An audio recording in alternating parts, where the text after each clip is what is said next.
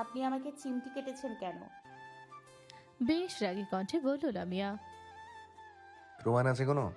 আমি যে আপনাকে চিমটি কেটেছি, পিঁপড়া বা অন্য পোকাও তো কামড়াতে পারে। বেশ শান্ত কণ্ঠে বলল শুভ্র। প্রমাণ চাই আপনার, তাই না? দাঁতের দাঁত চেপে বলল লামিয়া। হ্যাঁ। লামিয়া রেগে ঠোঁট চেপে সেদিনের মতো শুভ্রের নাক বরাবর আবার ঘুষি দিতে চাইল, কিন্তু আজকে আর পারল না। শুভ্র তার আগে এক হাত দিয়ে লামিয়ার হাত ধরে অন্য হাত দিয়ে লামিয়ার চুল শক্ত করে চেপে ধরে নিজের মুখের সামনে নিয়ে আসলো। লামিয়া বড় বড় চোখ করে ছটফট করতে লাগলো ছোটার জন্য। তারপরও তাকে ছাড়ছে না দেখে লামিয়া কিছু বলার জন্য মুখ খুলতেই শুভ্র লামিয়া ঠোঁট শক্ত করে কামড়ে ধরল। লামিয়া নিজের ঠোঁট ছাড়ানোর চেষ্টা করলো, কিন্তু পারল না। অনেক কষ্টে হাত ছুটিয়ে শুভ্রের বুকে জোরে ধাক্কা দিল, কিন্তু তারপরও ছাড়ল না। শুভ্র লামিয়ার ঠোঁটকে কামড়ে ধরেই আছে। যত রাগ আছে সব লামিয়ার ঠোঁটের উপর ছাড়ছে। যখন লামিয়ার ঠোঁট কেটে রক্ত বের হলো, তখন আস্তে করে লামিয়াকে ছেড়ে দিল। লামিয়ার ঠোঁট কেটে রক্ত গল গল করে বের হতে লাগলো। তা দেখে শুভ্র বাঁকা হাসলো। এবার তার ভালো লাগছে। লামিয়া মনে হচ্ছে ভীষণ রেগে গেছে। অগ্নি চোখে শুভ্রের দিকে তাকিয়ে বলে উঠল। তোকে আমি দেখে নিব। বলতেই শক্তপোক্ত একটা হাতের চড় পড়ল তার গালে। লামিয়া হা করে তাকিয়ে আছে শুভ্রের দিকে। শুভ্র শীতল দৃষ্টিতে হালকা তাকিয়ে বলল। আর কি দেখতে চান বলবেন প্লিজ। আপনাকে আমার শরীরের সবচেয়ে দামি জিনিসও দেখাতে প্রস্তুত, মিস। বলি মুচকি হেসে উঠল। তারপর আবার শান্ত চোখে তাকিয়ে গালে হাত বুলিয়ে বলল। সরি মিস, আমাকে তুই বলাতে আপনাকে আমি চড় মেরেছি, তার জন্য সরি। দ্বিতীয়বার ভদ্রভাবে কথা বলবেন, আমিও ভদ্রভাবে আদর করব। কিন্তু যদি আবার অভদ্রভাবে কথা বলেন, তাহলে আমি আবারও অভদ্রভাবেই আদর করব। বলেই চলে গেল। লামিয়া শীতল দৃষ্টিতে শুভ্রের যাওয়ার দিকে তাকিয়ে রইল। লাবিবকে ডাক দিতেই শুভ্র লামিয়ার পায়ে জোরে চিমটি কেটেছে। সে কেন এমন করেছে তা লামিয়ার জানা নেই। তারপর তার ঠোঁট আবার স্পর্শ করে আর তাকে চড় মারা। লামিয়া যে তাকে এবার ছেড়ে দিবে না, এর চরম মূল্য দিতে হবে ওই আবরারকে। লামিয়া চুপচাপ উঠে বাড়ির মধ্যে চলে গেল। শালা, আমার বোন তোকে এইবার ছেড়ে দিবি ভেবেছিস? ছেড়ে দিতে কে বলেছে? আমার উপর থেকে সব রাগ অভিমান ভেঙে সারা জীবন জড়িয়ে রাখতে বল তোর বোনকে। আর ওই লাবিবের দিকে এইভাবে তাকায় কেন? আমি কি লাবিবের থেকে কম নাকি? বেশ বিরক্ত হয়ে বলল শুভ্র। শুভ্রের কথা শুনে রাশেদ হো হো করে হেসে উঠল। লামিয়ার শুভ্রের পুরো কাহিনী রাশেদ ছাদ থেকে দেখেছে। কোথাও পোড়া পোড়া গন্ধ পাচ্ছি। শুভ্র রাশেদের মুখে বালিশ ছুড়ে দিতে রাশেদ তা ধরে নিয়ে আবার হেসে উঠল। কিন্তু যাই বলিস, এইভাবে আমার বোনকে মারা তোর উচিত হয়নি। বেশ করেছি, মেরেছি। আগে কি কম মারতাম নাকি? আর সাহস কত লাবিবের দিকে হাঁ করে তাকিয়ে থাকে। আর জানিস, তোর বোন আমার অনুপস্থিতিতে আরেক ছেলের সাথে রিলেশনে পর্যন্ত গিয়েছিল। জানি, কিন্তু হাবিবের সাথে সিরিয়াসভাবে রিলেশন করেনি, শুধু তোর উপর অভিমান করে গিয়েছিল। তার মানে তুইও জানতি? হ্যাঁ। বলে জিহবা কামড়ে ধরল। শুভ্র রেগে তাকালো রাশেদের দিকে। রাশেদ তা দেখে ভয়ে ঢোক গেল। শুভ্র পাশ থেকে ঝাড়ু নিয়ে রাশেদকে তাড়া করলো। রাশেদ আর শুভ্র পুরো রুম জুড়ে দৌড়াচ্ছে। দেখ শুভ্র, শান্ত হ। কি শান্ত হব? তোর বোন রিলেশন করেছে আর তুই আমাকে বলিসনি? তুই ওকে লাই দিয়েছিস? না দেখে এমনটা নয় বিষয়টা। তাহলে কেমন বিষয় বল আমাকে। বলেই রাশেদ পিছনে দৌড়াতে শুরু করলো। সময়টা সকাল 10টা। নদীর পাড়ে বসে আছে আবির আর লামহা। আবির বেশ রেগে আছে, হাত মুষ্টিবদ্ধ করে চুপচাপ নিজের রাগ কন্ট্রোল করছে, কিন্তু পারছে না। তার সামনে গোলাপ ফুলের তোড়া নিয়ে বসে শান্ত চোখে আবিরের দিকে চেয়ে আছে লামহা। ওই ছেলে কে লামহা? বেশ গম্ভীর কণ্ঠে বলল আবির। আমার প্রেমিক। বলতে লামহার গালে থাপ্পড় এসে পড়ল। সঙ্গে সঙ্গে ঠোঁট কেটে রক্ত বেরিয়ে গেল। থাপ্পড়টা আর কেউ না, আবির দিয়েছে। লামহা বেশ শীতল দৃষ্টিতে তাকালো আবিরের দিকে। আবির রেগে লামহাকে কিছু বলতে যাবে, লামহা ঠোঁটে রক্ত দেখে রাগ উধাও হয়ে গেল তার। সে ভাবতে পারেনি থাপ্পড়টা এত জোরে লাগবে। আবির অপরাধী দৃষ্টিতে তাকালো লামহার দিকে। লামহা সেই শীতল দৃষ্টিতেই তাকিয়ে আছে আবিরের দিকে। আবিরের কোনোদিন এমন রাগ হয় না, কিন্তু আজকে যখন লামহাকে অন্য একটি ছেলে ফুলের তোড়া দিয়েছে, সেটা দেখে সে নিজেরা কন্ট্রোল করতে পারছে না। আবির দ্রুত লামহার গালে ধরতে গেলে লামহা সরে যায়। আবির লামহার দিকে এগিয়ে গেলে লামহা ওখানে না দাঁড়িয়ে দ্রুত হেঁটে গাড়িতে বসে পড়ল। আবির মাথা নিচু করে চুপচাপ গাড়িতে এসে বসতেই লামহা বলে উঠল। ভালোবাসেন আমাকে?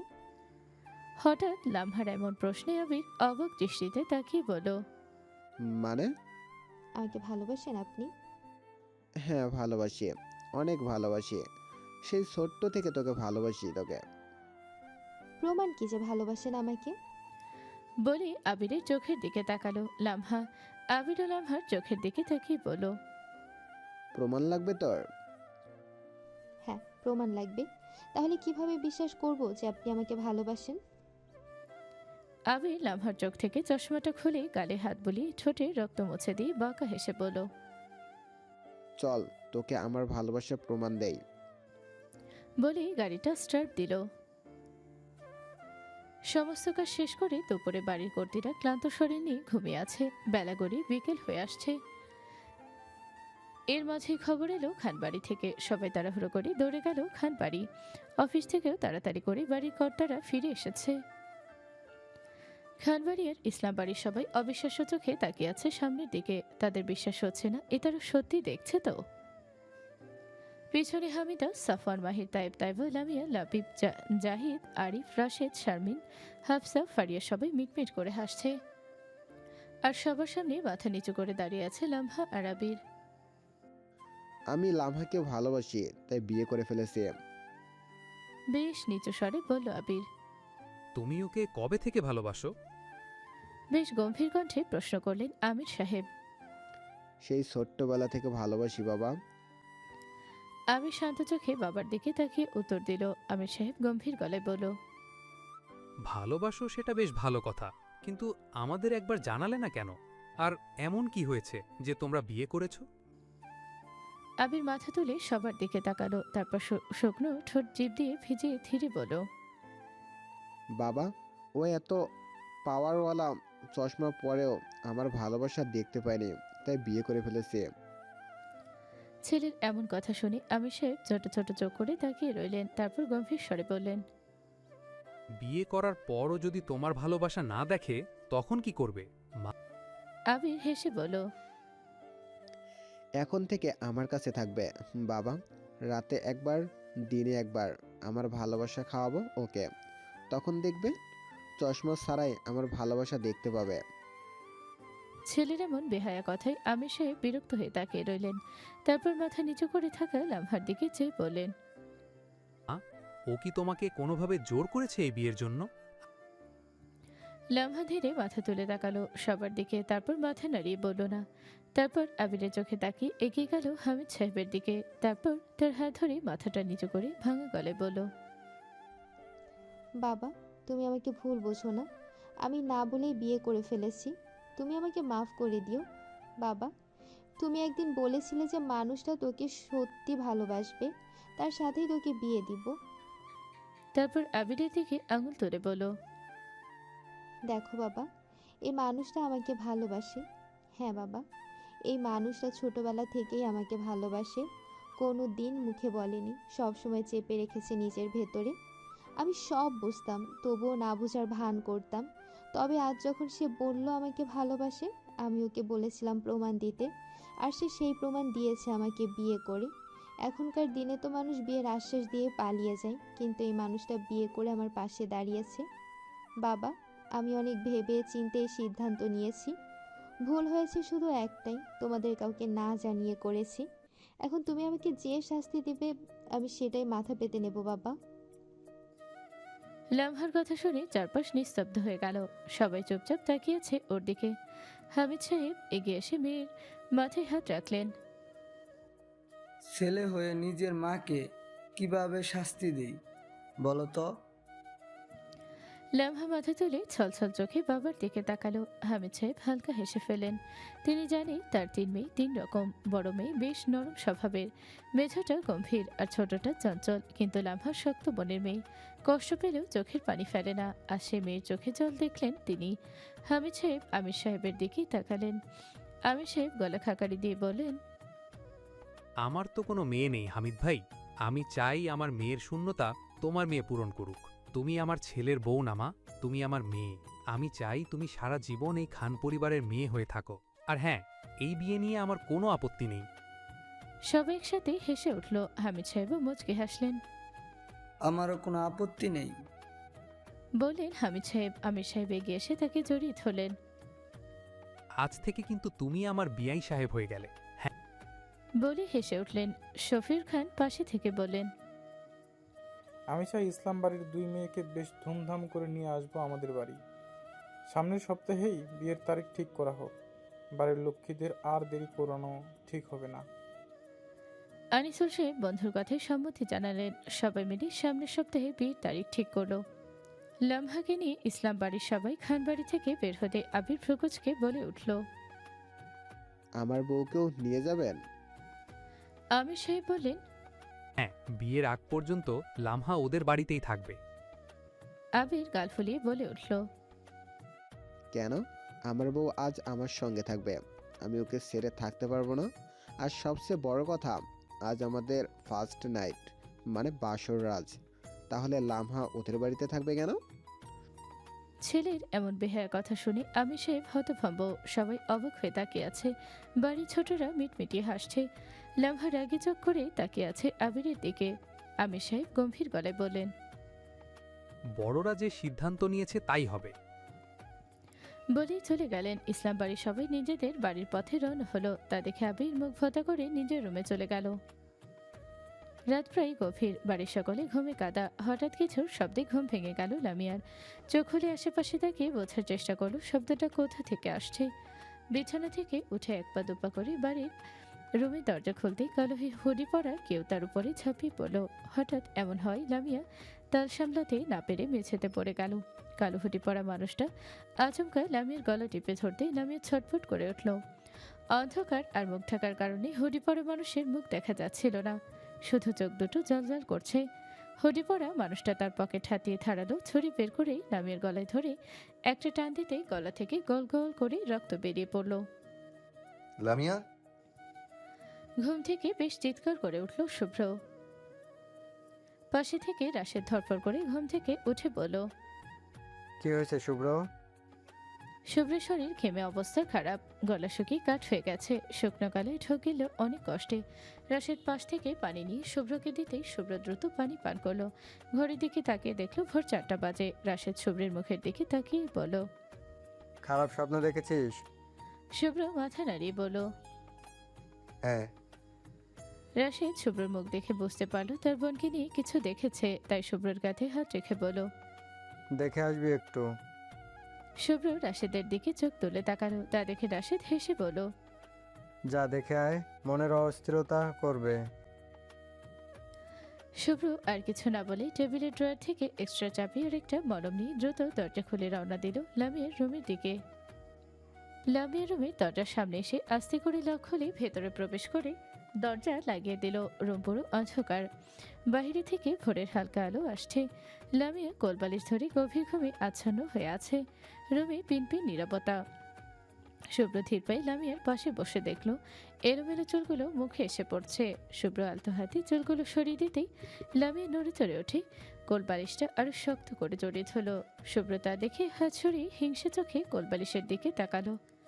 কত বড় সাহস এই কোলবালিশের! তার ব্যক্তিগত জিনিসের সাথে আষ্টে পৃষ্ঠে জড়িয়ে আছে। এই কোলবালিশের একটা ব্যবস্থা করতেই হবে বলে লামিয়ার দিকে তাকালো। আবার ঘুম হারাম করে দেখো কি সুন্দর করে ঘুমাচ্ছে। হঠাৎ চোখ এলো তার গালে সকালের থাপ্পড়ের কারণে গালটায় কালচে দাগ স্পষ্ট হয়ে আছে এখনো।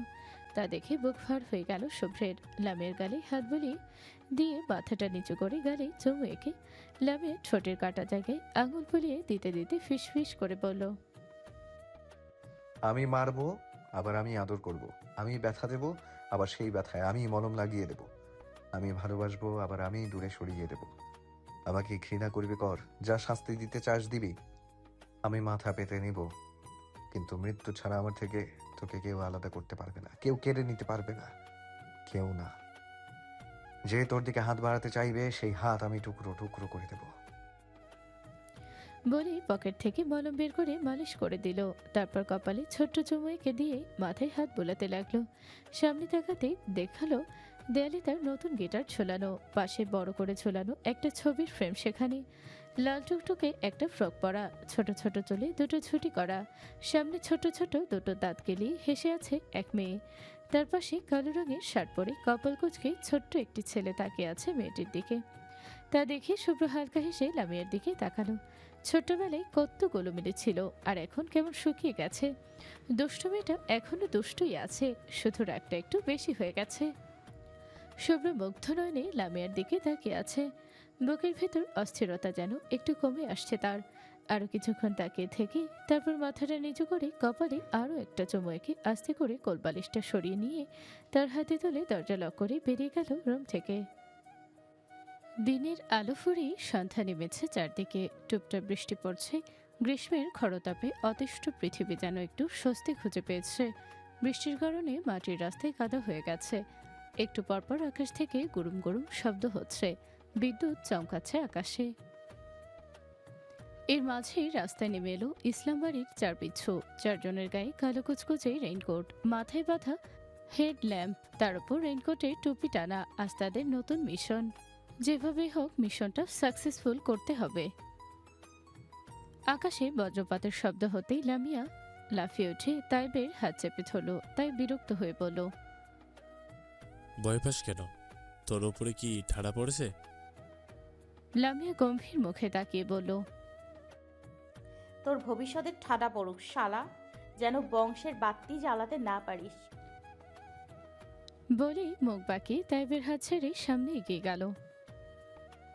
তাইব মুখ ফুলিয়ে হাঁটতে লাগলো পিছন পিছন। মাহিরার তাইবা দীর্ঘশ্বাস ফেলে হাতে দিল। ছোটবেলা থেকেই তারা জানে লামিয়া এই মেঘ গর্জনে ভয় পায়। আজও হাজারবার মানা করার পরও জেদি মেয়েটা সাহস করে ঘর থেকে বের হয়েছে। তার জেদের কাছে হার মেনে বাকিরাও সঙ্গী হয়েছে তার। এই রোমান্টিক ওয়েদারে আজ আমার বাসর রাত ছিল, কিন্তু এই মীর জাফররা আমার বউ আমার থেকে নিয়ে গেল। আর বউ, তুইও ঘষিটি বেগমের রূপ নিয়ে আমায় ছেড়ে চলে গেলি। এটা তুই তোর স্বামীর সাথে অন্যায় করেছিস বউ। একটার পর একটা মেসেজ পাঠাচ্ছে আবির। লামহা মেসেজ পড়ে ঠোঁট চেপে হাসছে, কিন্তু কোনো রিপ্লাই দিচ্ছে না। তা দেখে আবির আবার লিখল, ও সুখের পরশ দেব তোমায়, থেকো না দূরে, শান্তি পাবে খুঁজে পাবে আমায় প্রেমের আদরে। লামহা মুচকি হেসে ফোনটা নামিয়ে রাখলো। কিছুক্ষণ পরে ভিডিও কল এলো। রিসিভ করতে আবির রাগ মেশানো কণ্ঠে বলল, কি সমস্যা? মেসেজে রিপ্লাই দিছিস না কেন? লামহা চোখের চশমাটা ঠিক করে শান্ত গলায় বলল, এমনি। এমনি মানে? আর আমাকে রেখে সবার সাথে নাচতে নাচতে চলে গেলি কেন? আমি তো ধীরে ধীরে হেঁটে বাসায় এসেছি, নাচতে নাচতে তো না। তোর মনে হবে ধীরে হেঁটেছিস, কিন্তু আমি দেখেছি তুই নাচতে নাচতে গিয়েছিস। আপনি তো তাহলে চোখে বেশি দেখেন। আমি সবসময় বেশি দেখি, কিন্তু এখন কেন যেন একটু কম দেখছি। সব কিছু ঘোলা ঘোলা লাগছে। আপনার চোখে সমস্যা হয়েছে তো দেখছি। ছোট মাছ খাবেন, তাহলে আবার বেশি বেশি দেখবেন। ছোট মাছ খেলে বেশি দেখবো না, কিন্তু কিন্তু কি? বউ মাছের আদর পেলে আবার বেশি দেখতে পারি। লামহা ভ্রু কুচকে বলল, আপনি অসভ্য তা জানতাম, কিন্তু এত অসভ্য আগে জানতাম না। আগে জানলে কেন? আগে জানলে কি হতো? বিয়ে করতাম না আপনাকে। তুই করতি না, তোর ঘাড় করতো। লামহা কিছু না বলে চুপ করে রইল। দুজনের মধ্যে কিছুক্ষণের নীরবতা। তারপর হঠাৎ আবির নেশা মাখা গলায় বলল, বউ। লামহার শরীর হালকা কেঁপে উঠল। আস্তে করে হুঁ বলতেই আবির নিচু কণ্ঠে বলল, বাহিরে বৃষ্টি। তো? Romantic weather. তো? আয় বৃষ্টির পানিতে আগুন লাগাই। লামহা ভ্রু কুচকে বলল, বৃষ্টির পানিতে আগুন লাগাবেন মানে? আরে ওই গানটা শুনিস নি? কোন গান? টিপে টিপে বরসা পানি, पानी में आग लगाए। আবিরের গানের ভঙ্গি দেখে লামহা চোখ বাঁকা করে তাকালো। হ্যাঁ